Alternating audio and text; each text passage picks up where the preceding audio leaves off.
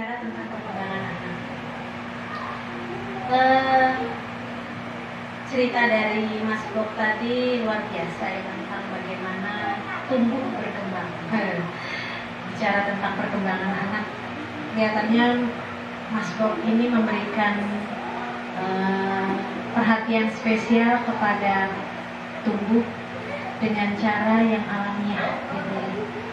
Dia berkembang secara alamiah berdasarkan bagaimana seorang anak mengamati dari lingkungan sekitarnya. Ya. Sederhananya semua orang berkembang akan begitu. Ya. Karena perkembangan itu akan membentuk seorang mengalami perubahan tahap demi tahap, ya, lewat kita belajar dari lingkungan. Ya. Sebenarnya ada nggak ya bakat? Bakat sebenarnya ada, ya, bakat tetap ada. Tapi bakat itu tidak akan pernah bisa muncul kalau tidak diapresiasi oleh lingkungan. Makanya kalau ada istilah bakat terpendam gitu ya. Ini orang, Bu, saya kok baru tahu bakat saya pada usia 15 tahun, saya baru tahu bakat saya pada usia 30 tahun gitu ya. Kenapa? Karena memang selama ini bakat itu tidak diapresiasi, tidak dirangsang, tidak distimulasi, sehingga dia sendiri tidak tahu bakatnya apa. Setelah usia jelang tahap dia menjelang di masa dewasa, dia justru baru tahu bahwa dia punya bakat khusus yang bisa menunjang life skill-nya mungkin, ya, kehidupan dia dalam sehari-hari. Memberikan apa ya, visual support. Sebenarnya beliau sendiri tidak mendikte kamu harus jadi ini, kamu harus jadi ini, kamu harus jadi ini, ya ayah, ya, ayahnya tumbuh. Tapi sepertinya dia hanya memberikan stimulasi. Kebetulan ibunya bekerja dan dia langsung ngomong anaknya 1-2 tahun. Nah, bicara tentang perkembangan kreativitas, ya, sama halnya dengan apa yang kita lakukan pada kehidupan sehari-hari. Kreativitas itu bukan sekedar hanya bagaimana kita melukis, bermusik, ya. Mengapresiasi. Kreativitas bisa dimiliki oleh siapapun sebenarnya. Lebih jauh dari kreativitas itu justru bisa diekspresikan pada saat orang itu akan mengalami masalah. Mungkin ibu-ibu dan bapak yang hadir di sini mempunyai bentuk yang lain yang ingin membantu pengembangan kreativitas anak-anak. Itu tidak ada salahnya. Jadi kreativitas itu, yang namanya kreatif itu tidak ada yang salah. Ada perbedaan berpikir kritis dengan berpikir kreatif. Kalau berpikir kritis, 1+1 pasti 2. Tapi kreatif, 1+1 belum harus 2. Bahkan saya mengagumi jiwa ibu-ibu yang kreatif, ya. Kalau nggak punya duit, buka kulkas, adanya cuma sayur sawi, telur, gimana otaknya kreatif itu jadi makanan enak. Itu kreatif itu sebenarnya. Kelihatannya apresiasi kreativitasnya nampak pada jiwa seni. Saya teringat seorang tokoh, ya. Tokoh ini adalah tokoh psikologi sosial, ya. Beliau adalah seorang ahli dalam bidang psikologi analisa, tapi mengarah kepada sosial. Erik A. Erikson, ya. Teori Erikson ini mendunia. Dia menggarisbawahi tentang prinsip epigenesis, ya. Prinsip epigenesis itu menjelaskan bahwa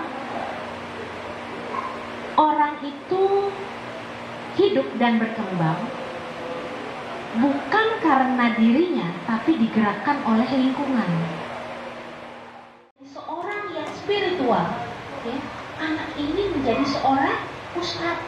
Jadi kita itu tidak harus melihat orang dari satu sisi, ya. Dia bergerak dari lingkungan yang menggerakkannya. Seperti apa yang menggerakkan dia untuk tumbuh dan terus berkembang. Nah, itu yang paling penting.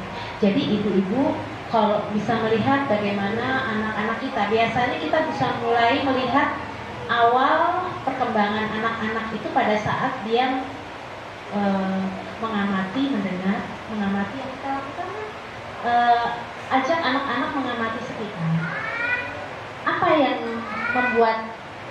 minat utamanya. Dia tertarik pada hal apa misalnya? Oh, dia tertarik pada natur misalnya ya, alam. Ya, kebetulan ayahnya tumbuh menyekolahkan di sekolah alam. Gadget kita lakui, kita sebuah kebutuhan. Bapak Ibu nggak bisa nggak ada gadget. Tapi permasalahannya bukan hanya pada gadget, pada anak, bukan juga pada bapak ibunya. Kontrol masing-masing, ya. Kita megang handphone. Kadang-kadang kita juga tidak bisa mengkontrol kapan kita menggunakan handphone, dan ini akan diamati oleh anak kita sebagai role model. Tadi bapak pakainya mulai pakai handphone dari jam 9, terus sampai jam 1 belum kelar tuh, gitu ya. Misal nih, ya, kan anak akan begitu kan? Dia dalam hati nggak ngomong sih, tapi yang saya rekomen kepada mereka, saya tanya, ini anak-anak tuh satu-satu begitu. Bapak ibu begitu, kenapa aku dilarang? Nah, segala sesuatu memang harus dicontoh dari bapak ibunya. Jadi tentang penggunaan gadget, kalau bapak ibunya memberikan kendali penggunaan, bapak ibu juga harus membuat kendali penggunaan. Main juga, saya juga suka kontrol isi WA-nya atau apa gitu kan. Kalau misalnya di luar konteks dari usianya, ya saya kan bilang ke dia, saya gimana nanya sama orang tua yang bersangkutan ya, ini main di rumah anak usia berapa sih? Kayak gitu kan. Nah, kemarin ada kejadian juga gitu. Nah, untuk mengatasi rasa gimana sih, keburuan dia itu anak-anak kurus gini tuh, kadang-kadang mama juga main, sedangkan saya mama jualan online, jadi nggak jauh dari handphone gitu kan. Kita udah kasih penjelasan, mama buat kerja, atau mama kan buat main, buat apa sih, kira cuma main game saja. Jadi sekarang saya kan oke, main game boleh, asal jangan nonton YouTube Reels yang video-video short atau pendek. Itu saya kasih, coba deh ganti main game saja, nggak apa-apa deh, mau Mobile Legends, mau Free Fire, Minecraft, nggak apa-apa. Yang penting jangan nonton YouTube, jangan nonton Reels. Kalau semua YouTube pun saya batasi hanya boleh tutorial karena anaknya belum agak kreatif, kan suka main Lego, bukan pasar, Hot Wheels yang dicat-cat, modif kayak gitu. Karena kan suka kayak gitu sih. Jadi buat mengatasi rasa cemburu sosialnya dia tuh untuk usia ini gimana sih? Adalah memang anak ini tidak diberikan lahan kebebasan untuk kreativitas selain gadget. Ya, mungkin mamahnya belum punya kesempatan ya, kesempatan untuk ya seperti menggambar, kegiatan-kegiatan yang lain selain gadget. Ada nggak? Dia kan kalau gambar dari itu aku kasih coret-coret tembok, kalau kasih kertas dan pulpen. Kalau kesenangannya itu Lego, Hot Wheels, dia berkreasi sendiri. Kalau kabus sekarang dipotong-potong, dia tunggu dinamo pun nanti dirapit jadi apa. Nah, itu yang harus dirangsang, Bu. Selalu hal yang baru, sampai pada akhirnya gadget itu hanya sebuah pendukung, ya, pendukung egonya. Ya. Lakukan itu, Bu. Ya. Jadi banyak hal orang hidup dengan gadgetnya, dan akhirnya saya ini banyak banget nih kasus yang kayak begini, yang anak SMP yang akhirnya video porno ya, yang datang ke saya, kemudian chatting mesra, umur kelas 1 SMP chatting mesra sampai ke arah seksual dengan teman SMA, anak SMA dengan anak SMP kelas 1 ya. Itu pasien-pasien saya.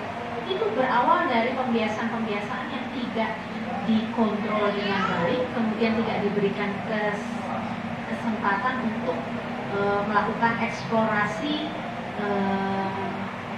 minat dia. Jadi siapkan minat-minat yang Bapak Ibu jangan khawatir kalau rumahnya berantakan, gak apa-apa, masalah berantakan bisa dibersihin kan Bapak Ibu ya. Yang penting anak kita itu gak kesasar di gadgetnya.